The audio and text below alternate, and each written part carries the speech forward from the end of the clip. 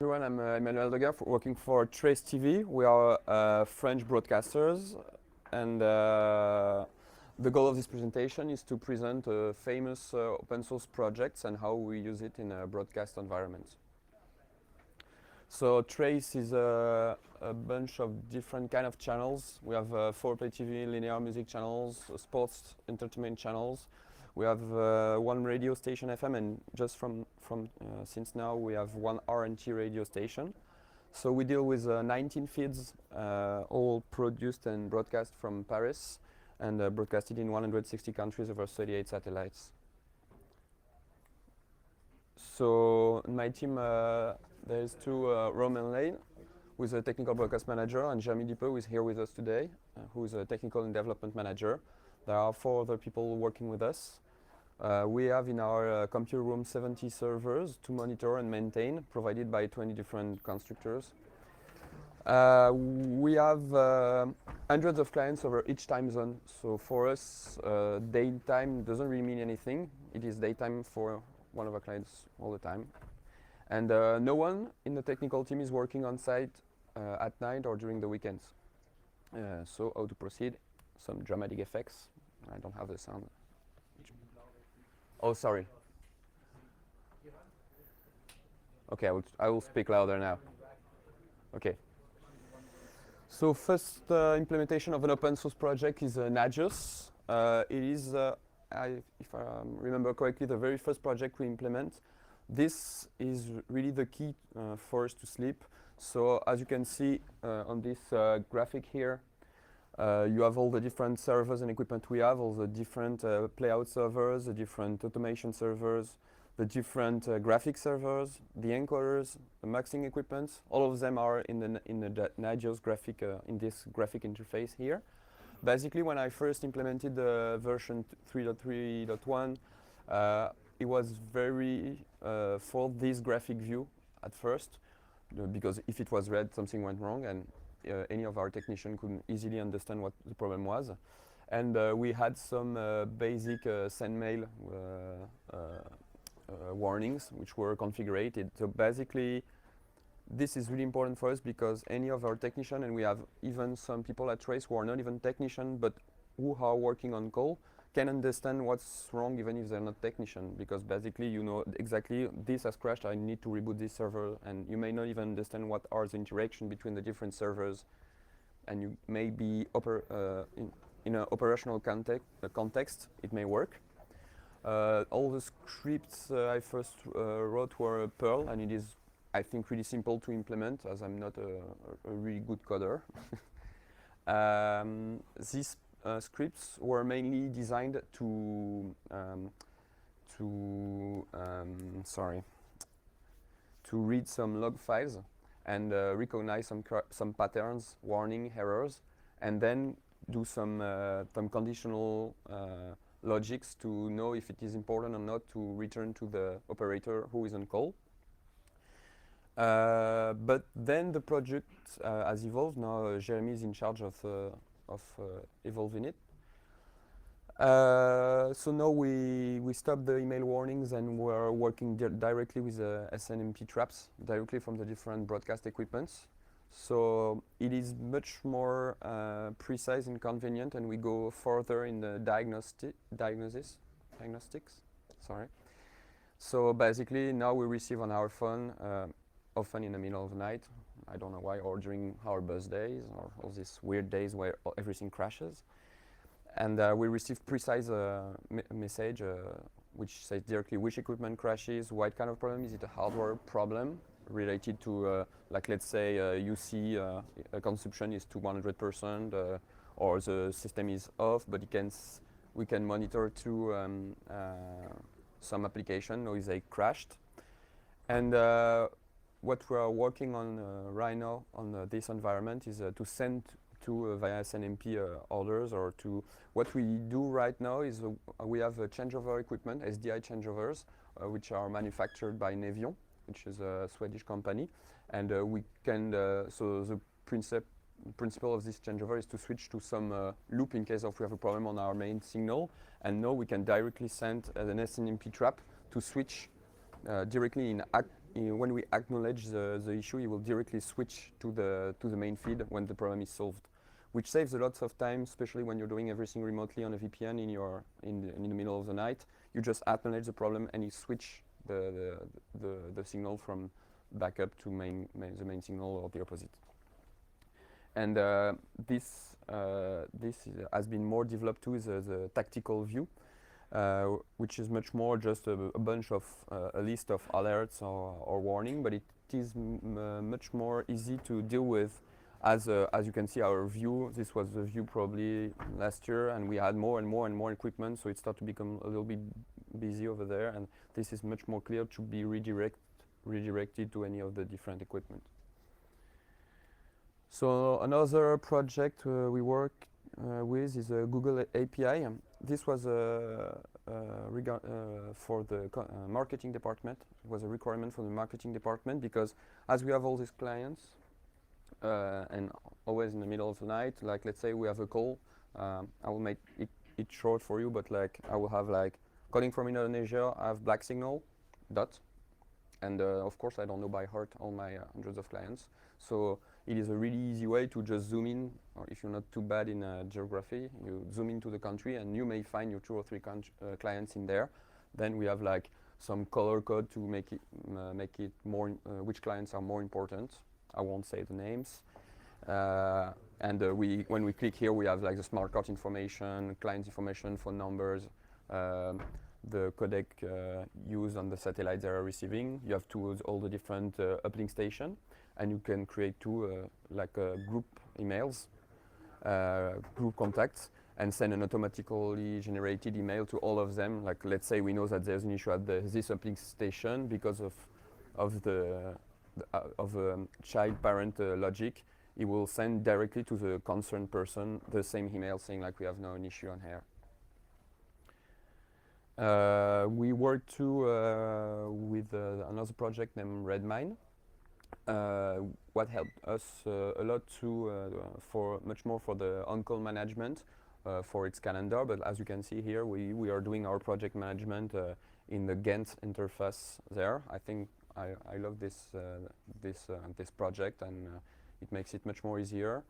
What we do too is we are working this year on establishing our first QoS report, which basically are just some SQL requests directly sent to the MySQL core of Redmine, because as we will report there all the different incidents we have on air during the year, we just then do some SQL requests on some keywords, and we can have like, how many incidents we have related to transmission, related to crash of some servers, etc., and produce pretty easily some QoS reports.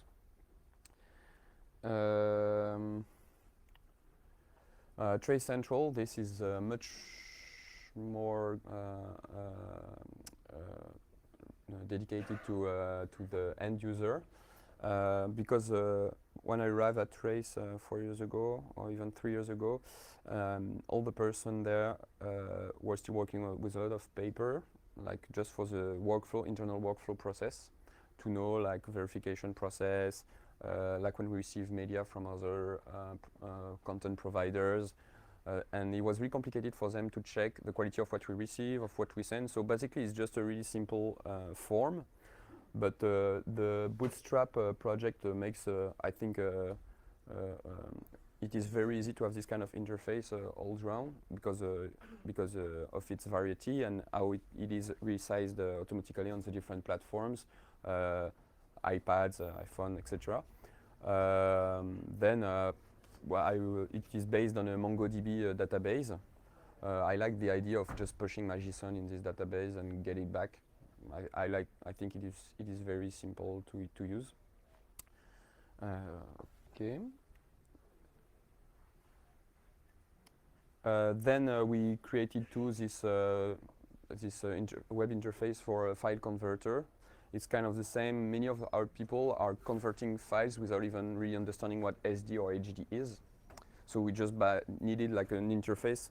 You throw a file in there and it will say correct, not correct, without even, for someone who doesn't even know what is a video format. and we'll say it's really to have something really user-friendly, and it helps a lot our team. And then the conversion work is done by FFmpeg scripts.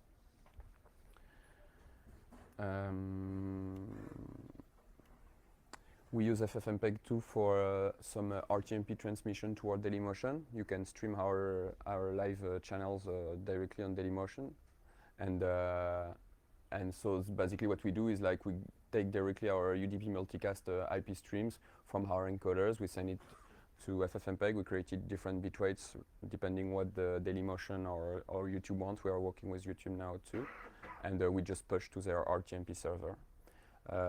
And then like all the different stuff which are implemented in the Debian operating system are really helpful. The .desktop scripts. I work too with a program named a very small program named Supervise, which just detect when the application crash and auto restore the application. And then you can add some lines in the script. So like first it just send a mail to say like the Dailymotion server just crashed, and now we are working for this year to replace this by SNMP traps to be integrated in Nagios as well. I remember I forgot something too, is that a big project that we're working on is merging the Redmine and Nagios environment, because what we would like is, like I said earlier, when in Nagios we acknowledge a problem, we would like it to create automatically the incident in the Redmine. Okay, sorry. So that's the ongoing projects. We are friendly users of open-ended solutions based on Christophe's products. So it helps us on many different tasks. The first one is I think we implemented is the recording and sample extraction for OTT, VOD, extra. So our feeds are recorded 24 hours a day on a server through the open-ended interface. And the open-ended interface provides a very simple way to extract, to scroll the stream which has been broadcasted and extract what we want, which is exactly what the VOD team wants. Or it can help too for legal compliance in France with the CSA. When they say like we want to have an extract of that video clip from yesterday at 6, it is very easy to do.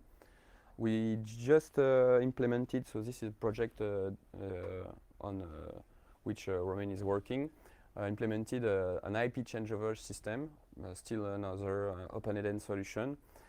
What is very convenient is that, so we switch from the main feed IP stream, we can switch to a local file which is played locally on the server. The switch is very smooth, and we are really happy with it to then contribute to our different data centers.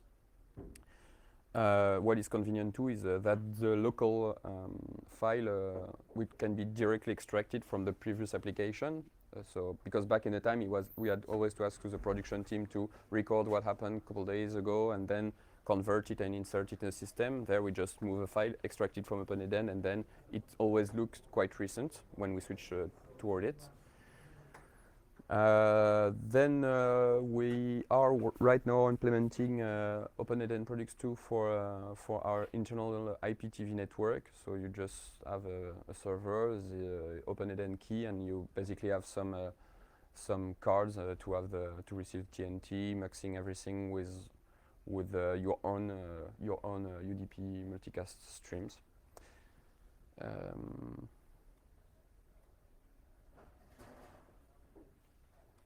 Okay, and there is a little sum up of the different projects I just mentioned.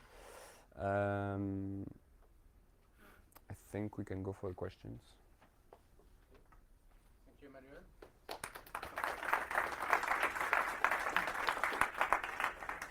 So, are there any questions on the operation of TV, Chinese TV?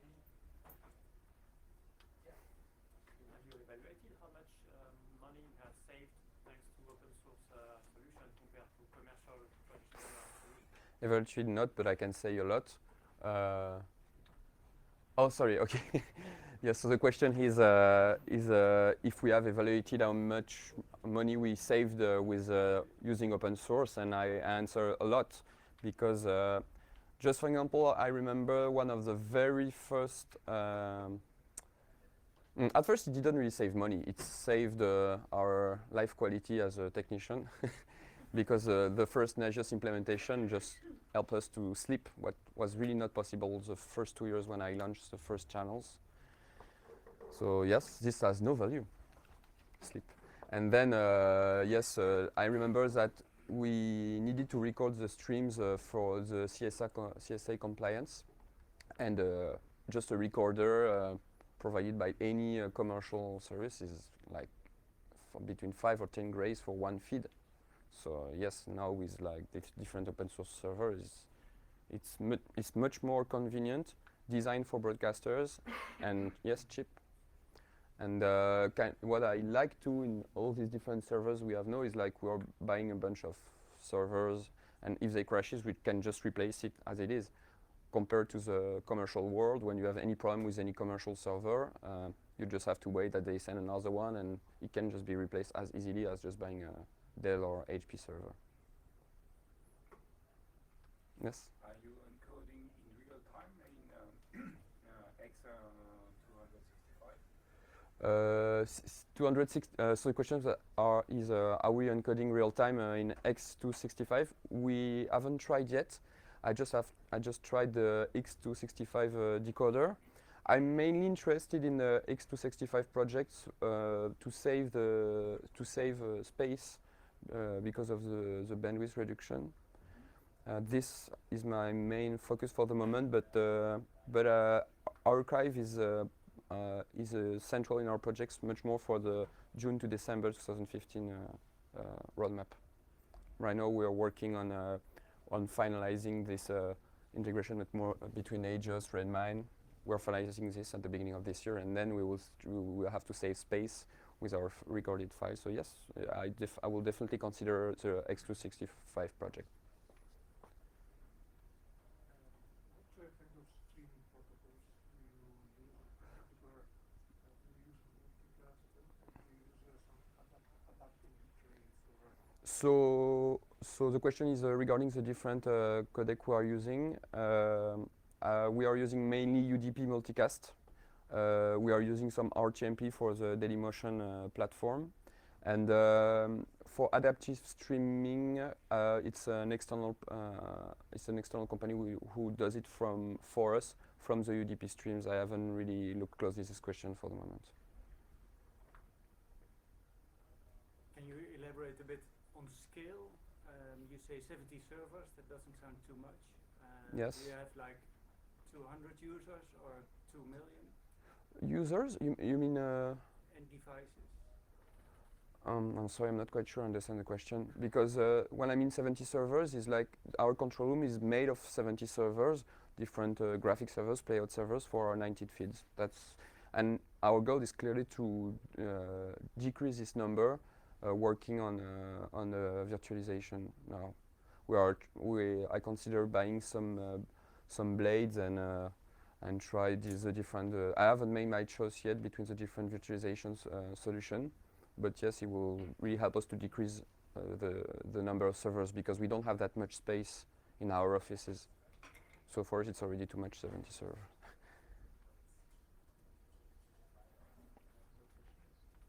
I have a question maybe for you. We have seen lots of distribution aspects here. What about the production platforms, like editing platforms? Do you see it? Have you investigated if there are free open source tools Yes. for this? And where do you see where open source is valuable and where maybe it's less at the moment? For the moment, I remember. I'm sorry if I'm because I'm not sure I remember exactly the names. There is one named Cinderella. Cinderella. I remember that one. And I remember another one, but I'm really sorry, I won't find the name again. I really see the force regarding the production team for the transcoding options for the moment, because this is what we're doing. Like especially when we have to transcode always the same file in the same format, we always implement some FFmpeg scripts here and there. Regarding editing, it seems really complicated to me. I mean, even for our editor team, even for switching from two commercial products from Final Cut toward Avid, it seems already extremely complicated. Yeah, it will, any case, whatever you choose, it will cost a lot of money in training for all the teams, or they may just refuse, and we don't really have, we are kind of entired on that aspect. For the moment, we are only working on Final Cut, but we have issues with MXF on the last version, Final Cut Pro 10. So yes, we are reconsidering the different options, but I haven't made my choice yet. And what about the handling of the production formats? Because yeah, they have different, sometimes complicated formats. Yes, but to transpose. basically we simplified everything as in just working with our ready to broadcast files from A to Z. We're working on MXF XDCAM 50 megabits from A to Z. They edit directly on the ready to broadcast files, and it's just a different folder and a copy, but we decided to do this. So everything we receive basically go in a watch folder and is being transcoded to MXF XDCAM to be then reused by the editors or whatever OTT application. You're welcome. Yes? For example, for the FFmpeg on DCAM, yeah? If you are using only bare metal servers or you're using virtual ones?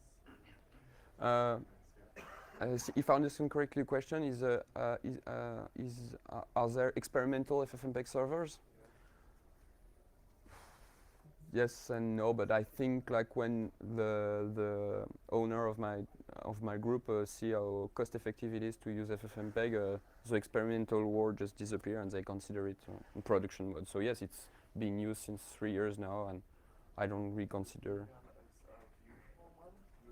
Debian, sorry? Yeah, Debian are virtual, I mean virtual operating system of the bare metal. All our servers are under Debian Wheezy. All of them. Okay, but in the virtual environment, for example, yeah? Yes, yes. Okay. And we use this little jQuery interface for our end users to access the servers because we don't really want them to be involved in the server. Yes? How the clients are transferring the file to you, and how you contain that like certain files might contain viruses and also contaminate others. So it is so the question is how do we protect ourselves from external content, from virus, and Yes, and also how you receive, because it it's is a large amount of data. it is really complicated today. Trace main customers and main producers, because we have many offices in different countries, are from South Africa, from Malaysia, and from South America. And for example, in the case of South Africa and Johannesburg, it is extremely expensive to adjust symmetrical guaranteed 1 megabytes connection internet. It is several grand a month, so it's extremely expensive. So in this case, we still are working with hard drives. They send our drives, we send back our drives. We try signants, we tried FTPs. There are many timeouts all the time on the FTP station as soon as we basically leave Europe or the US. So yes, for the moment, the quickest way is still hard drive. And I've heard of an open source project named Catapult, which I would like to try, made by in Latin America, but I don't have more information yet. And to protect from virus, I think the Apple and Linux environment we have, because we don't really have PCs in our facilities, really helps to prevent from a virus expansion. I'm sorry, I hope it really answered your question. I was wondering. Yes, okay. Just a question also about the licensing. Have you considered the problem of, yeah, you use these encoders and normally they are licensed, or how do you deal with this? What do you mean? The MPEG license. Oh, I'm sorry. I'm not aware. Okay. Last one. Yes. You just mentioned you are saving a lot of money and operational time. Yes. Does your group allow you to actually do contribution and to give back to the community? For the moment, I think for the moment they just see that there is a value in the open source projects. It took 5 years to just reach that goal. because when I arrived, they just didn't want to hear about it, or I use it in secret. And it's after 2 years of FFmpeg working that they, oh yes, indeed it's interesting. Like first they didn't even want to pay for my train ticket to come here, because I come here every year. Because they really didn't consider the open source. They were ashamed of it. And I remember the three first years, I was not really allowed to do this kind of presentation. Okay. So yeah, maybe we have to stop here. Yeah. So yeah, we can ask the question after. So thank you very much, Emmanuel. You're welcome. And the next talk.